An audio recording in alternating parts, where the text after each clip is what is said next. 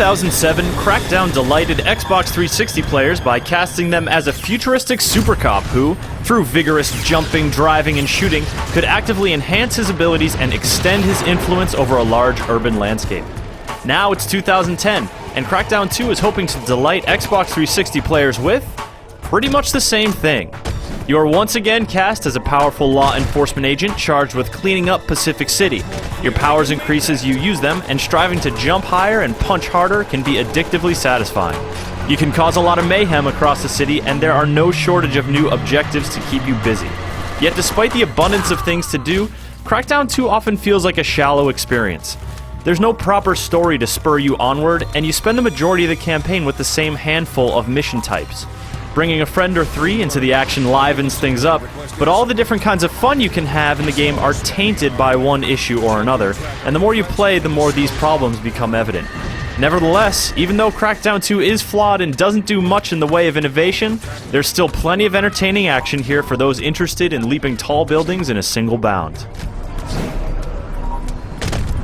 Crackdown 2 takes place in Pacific City. Geographically speaking, it's the same Pacific City that players explored in the first Crackdown, though time has not been kind to it. Buildings are crumbling, roadways are disrupted, and it generally feels like a more conflict-torn environment. The visuals are improved, and once again the cel-shaded outlines mix well with more realistic textures, creating a distinctive look. Yet Crackdown 2 isn't exactly pretty. Environmental details don't stand up well to close inspection, and explosions, of which there are many, don't look very good at all.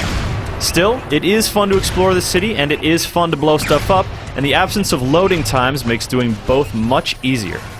In fact, exploring the city is one of the most entertaining parts of Crackdown 2, thanks largely to the liberal placement of attribute-boosting orbs throughout the city. Green agility orbs perch on rooftops, encouraging you to climb to new heights, while white hidden orbs reward curious and thorough explorers. Most orbs are stationary, but two types of renegade orbs will flee from you, baiting you to give chase on foot or in a car. Every orb glows brightly, and once you've spotted one, it's very difficult to resist grabbing it. Collecting orbs is oh so satisfying, and with hundreds of them scattered around the city, it's easy to get caught up in an addictive orb-snatching binge. The downside of this binging is that while leaping high into the air can be exhilarating, climbing structures can be aggravating. It can be tough to tell which parts of the building you will be able to grab onto and what parts you won't. After a while you develop a good eye for the environment, but there's still the looming problem of ledge detection. Crackdown 2 is inconsistent in this respect, so you may jump at the side of a building to grab what you know to be a ledge, only to fall impotently to the ground many stories below. Sometimes your leaping skills allow you to regain your position easily, but the higher you climb, the more time and effort you stand to lose as a result of this flaw. This makes climbing tall buildings nerve-wracking, not just because it's tricky, but because at any moment you could fall victim to Crackdown 2's inconsistency and plummet to earth. Fortunately, though it is aggravating, this problem isn't bad enough to ruin the fun of exploration and orb collection. The other collectibles to be found in Pacific City are audio logs, which come in a number of varieties and shed light on your enemy's agenda and other threats to public safety. I wish I could tell you this will be over soon. These voiced snippets are the only substantial form of plot development in Crackdown 2, but they're few and far between. You get the feeling that there's some mildly interesting stuff going on, but unless you scour the city, the opening cutscene is all the plot you're going to get for the majority of the game.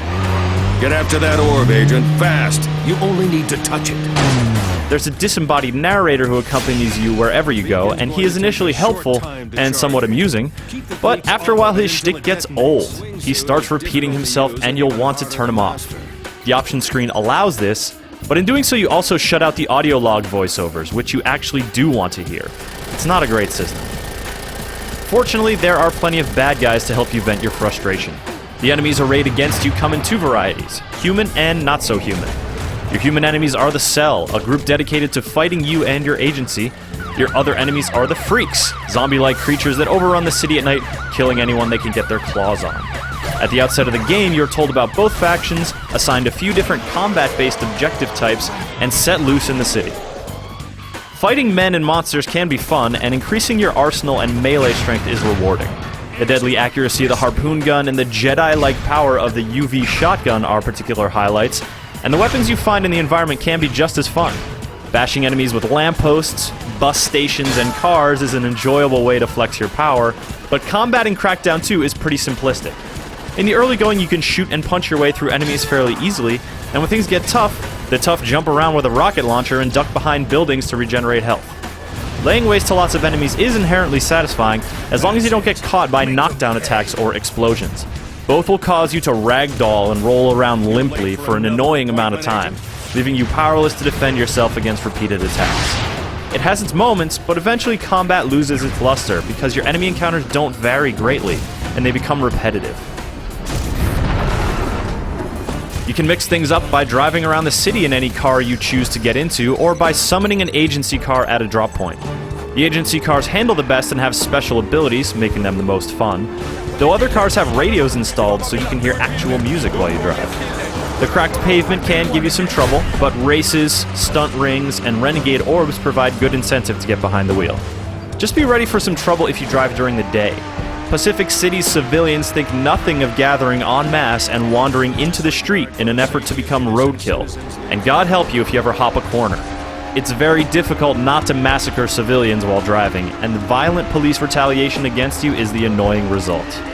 The Crackdown 2 campaign can be played cooperatively over Xbox Live, with up to 4 players simultaneously romping around one city. Each player keeps their attribute and orb grabbing progress, and there are some orbs that can only be collected with at least 2 players present. More company makes things more enjoyable, and though only the host gets to keep campaign-related progress, there's more than enough opportunity for cooperative, or not so cooperative, fun to make teaming up worthwhile. The competitive multiplayer is not so worthwhile, offering a paltry 3 modes that cover the basics but don't offer a particularly enjoyable or deep experience. Yet, Crackdown 2 is an enjoyable game. Exploring the vast city, grabbing orbs, pulling off stunts, and flexing your abilities can keep you entertained for hours, and it's even more fun with a friend in tow. The lack of narrative makes the campaign feel directionless and repetitive, and the different flavors of action are all tainted in one way or another. Those with high hopes for a stellar sequel will be disappointed, but Crackdown 2's core action and appeal remains very strong, making it a fun stop on your summer video game tour.